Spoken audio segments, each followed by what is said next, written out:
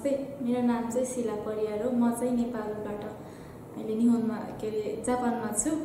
अनि म चाहिँ अहिले केपिसिसी गाउँकोमा चाहिँ के भन्छ अरे होटेल बिजनेसम्यान चाहिँ पढ्दैछु।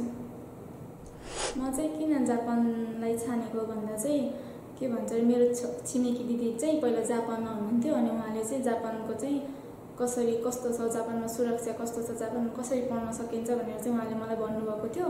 अनि मैले चाहिँ आफैले सर्च गरेर हेर्दा चाहिँ यस्तो यस्तो रहेछ भनेर मैले चाहिँ बुझेँ। त्यसपछि मैले आफूले ल म जापान जान्छु भन्ने सोचले चाहिँ म जापानिज भाषा पढेर अनि अहिले चाहिँ म जापानमा चाहिँ काम गर्दै भाषा पढ्दै काम गर्दै अनि त्यसपछि आफ्नो गाउँको के भन्छ अरे स्टुडेन्ट लेभल चाहिँ उस गर्दै अप गर्दैछु। यति नै हो।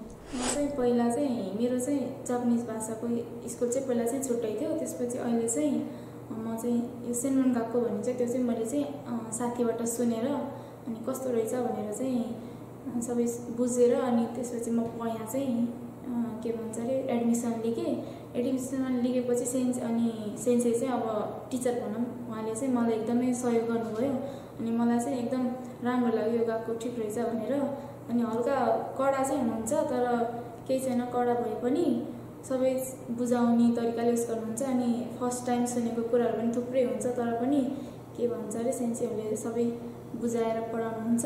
त्यही भएर सकेसम्म यो स्कुलमा चाहिँ आउनु राम्रो नै हो भन्ने मैले सोच्छु। म चाहिँ ग्रेजुएसन भएपछि चाहिँ अब अहिले चाहिँ होटल बिजनेस पढिरहेको छु। त्यही भएर चाहिँ म होटल लाइनमा चाहिँ काम गर्न चाहन्छु।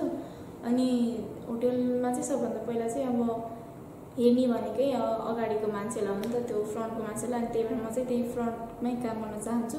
त्यसपछि चाहिँ अब कति वर्षपछि चाहिँ म आफ्नो नेपाल फर्किन चाहन्छु। घर फर्केर चाहिँ अब त्यसपछि फेरि आएर चाहिँ अनि हेरौँ अब के हुन्छ, पछिको कुरा कसैलाई के थाहा हुन्छ। र त्यही पनि मलाई सानो आफ्नो बिजनेस पनि खोल्नु मन छ। त्यही हो, अरू त केही नै सोचे जस्तो हुँदैन भन्ने पनि हुन्छ। त्यही भएर अहिले धेरै कुरा नि सोच्नु हुँदैन, त्यति नै। म चाहिँ के भन्न खोज्छु भनेपछि सबभन्दा पहिला चाहिँ आफ्नो भाषा बनाउनु होला। भाषा छैन भने चाहिँ यहाँ केही कामै छैन।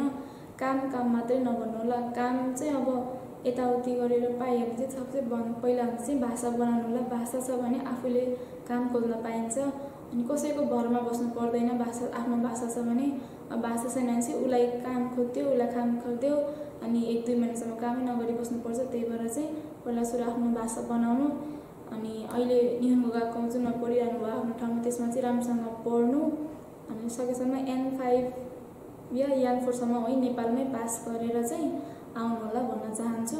यहाँ आएर चाहिँ तपाईँले कसैको आश गर्नु पर्दैन, सबै आफै गर्न सक्नुहुन्छ। यति नै हो। त्यही भएर राम्रोसँग पढ्नु होला।